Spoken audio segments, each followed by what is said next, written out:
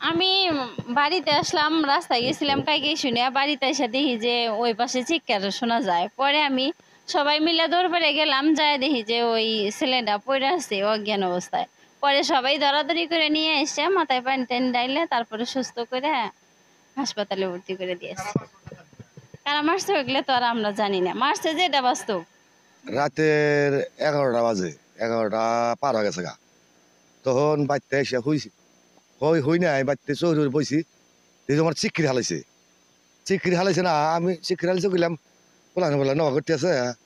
চিক্রি বাইরে আঙ্গের হিন্দে অটো, 2টা অটো আর 2টা হুন্ডা গাইল বাড়ি বাড়তে যায়। কইলাম তাহলে অগর অগর বাড়ি নাড়ি বাচ্চল নিয়ে ওরা যাইতেছে গা।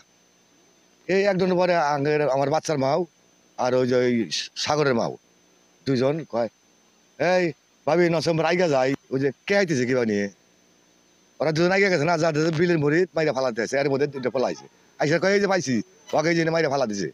মানে তুইলে আমরা বাড়তে আই না, এই আশাবালির বাড়তে আই না, পানি টানি ডাইলা সুস্থ করে তেল মেল ধইলা মহিলা 1 ঘন্টা পরে সুস্থ হয়েছে।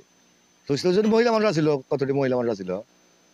তা আমরা সেই লোকগোনা চিনি না, লোকগোনা বলে গোলাবাড়ি না কোনকার যাই বাড়ির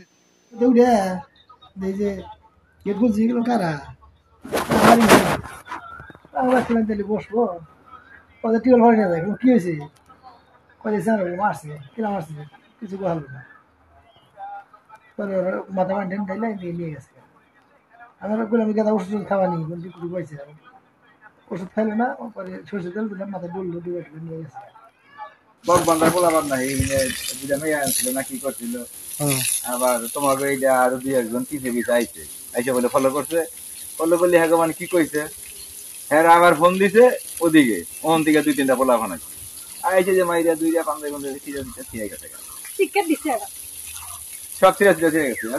কি করার আছে, হেরা যায় আগে মামলা দিছে, মারের মারেও খাইলো, পুলিশেও ধরা খাইলো, কোনটা হইলো।